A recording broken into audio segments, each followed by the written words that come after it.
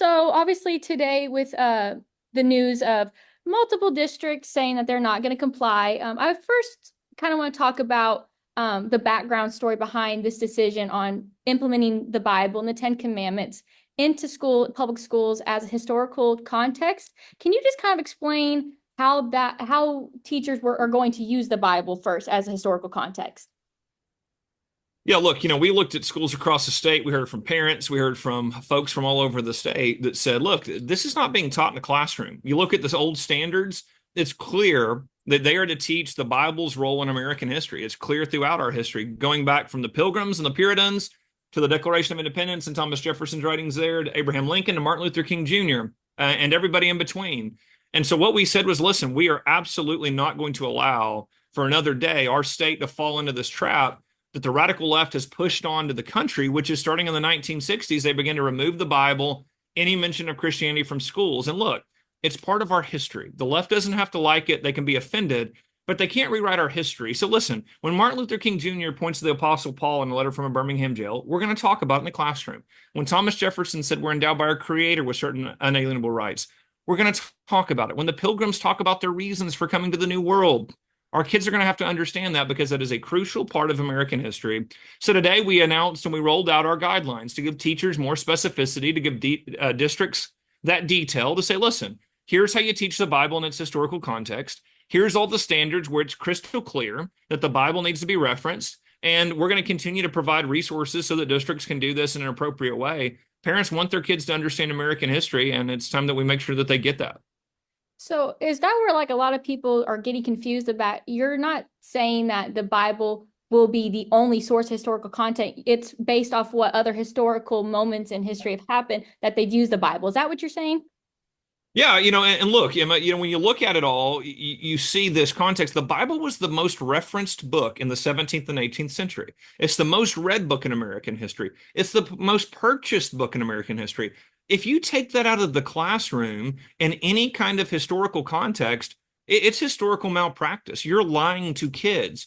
So look, we literally say in the memo, you're not to promote a religion. We're not promoting a religion. We're not favoring one religion over another. What we're saying is, in its proper historical context, the Bible will absolutely be discussed. It will be taught in the classroom. And again, it's not us saying it. It's history saying it. When Thomas Jefferson talks about it, when Abraham Lincoln talks about it, and it's a critical piece of our standards, our kids are going to know that. Absolutely. And with that, the Bible obviously will have to be purchased to be in classrooms. How are you getting funding for that? So look, we're working on multiple options there. So, we're going to be excited about kind of rolling some of those things out. But look, districts should have this. Frankly, again, it's the most purchased, most read book in American history. How are you never including this in a history classroom? Again, it's in the standards, so they should be doing it. It's in literature standards, it should be there. So again, we're going to look to provide multiple options for that, because here's the reality. It absolutely played this incredible role in American history and its historical context. We've got to have it there, or we're lying to our kids. And look, I'm not going to sit back and allow districts to not comply with this. Now, I'm going to tell those districts, do not test me. We are not going to allow our kids to be indoctrinated by left-wing administrators who don't want to mention God, who want to lie to kids and tell them that Christianity or the Bible played no role in American history, when it's clear from just reading primary sources, just going back to those individuals and reading their arguments, it obviously had a major impact. Yeah. Now, before the school year starts and stuff, and obviously the whole legal jumbo stuff that's going on, are you worried that this is going to cause more lawsuits against you and against the state education department? No, look, I don't worry about lawsuits. I get sued every day by these left-wing groups that try to come in and stop our agenda. The reality is I know it is clearly legal. It is clearly in line with the Constitution. It is clearly the expectation that not only our founders had on this country, but the parents across Oklahoma have on their schools. So look, we clearly have the legal authority. The left-wing groups like the ACLU and all those nasty left-wing groups, they threaten to sue us, they sue us. But the reality is I can look at what the founders said. I can look at the Constitution. I can look at what we are doing legally. It is easily justifiable. And I'm going to tell you one more thing. President Trump has appointed originalists to the Supreme Court. This means these Supreme Court justices, they actually look back to the Constitution not what someone in the 1960s said about the Constitution. They go back to that original document. And because President Trump has done that, he has laid out a path for us to, we know, no matter how we're sued or where we're challenged, if this gets to the U.S. Supreme Court, those justices will side with us. It's crystal clear that what we've done is legal and in line with the founders of the country. So President Trump has really laid out a very clear path for us to do this legally.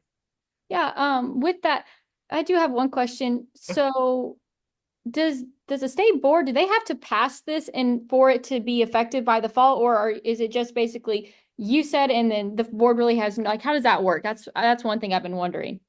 Great question, Emma. No, it's effective immediately because what we're doing is we're giving guidelines on how to follow the standards.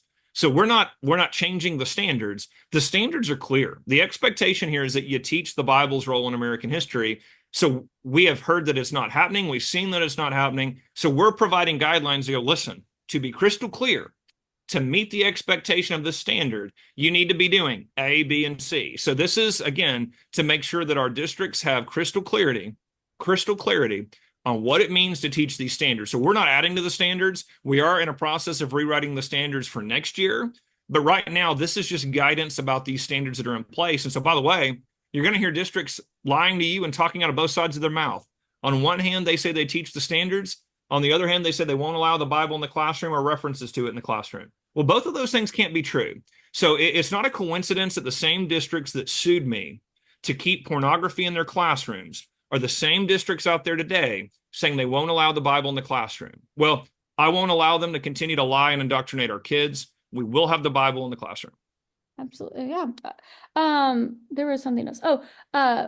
With obviously a lot of critics out there saying that this new standard and having the Bible and the Ten Commandments is breaking the separation of church and state. What are your thoughts on that? How would you respond to that? A couple things. First of all, number one, there is no separation of church and state. It's not in the Declaration of Independence. It's not in the Constitution. 1960 Supreme Court cooked it up, looking back at a letter from Thomas Jefferson and completely misapplying it. So there's no separation of church and state in the Constitution or Declaration. Number two, that absolutely, even that conceptually, even where they twist that, it has no application here. We're not pushing a religion on kids. It says in the guidelines, you are not to promote a religion. This is an academic standard to help students understand the historical context of this country. The left doesn't have to like it. They don't have to agree. They can be offended by it, but they cannot rewrite our history. And it is crystal clear when you go back to primary sources and you actually read from the individuals throughout our history that the Bible played a major role in their lives and in their decision-making process. So we're not going to lie to our kids. We're going to make sure that our kids understand that historical role the Bible played. Now, with that, would it be for teachers or in districts, would it be okay if they use the Bible, but also other religious text for that, to use that as well for history? Yeah, look, so this is not exclusionary. This is not saying you only do this one. Look, in world history classes, we have different religious texts that are used for different parts of the country. But here's the difference. There's only one book that's under attack by the teachers union, the Biden administration, and every left-wing activist group nationally. That's the Bible. They don't care about the other ones. That's fine. It's the Bible that they've driven from the classroom. So yes, we use other religious texts in their historical context in other classes, but notice that's not coming under attack, is it? It is the Bible that these groups have attacked, and so we will not tolerate it. Okay, yeah. So with obviously major school districts in the state, like here, Jinx and Bixby, have said they are not going to to have the Bible in the classrooms. And with the new press release that you released today talking about it, how are you going to tell districts and to tell them that this is going to happen? Yeah, look, they will comply. So we have multiple ways. I will hold every individual accountable who tries to defy this direct order by not teaching the standards. Look, they don't get to choose what standards they teach and which ones they don't.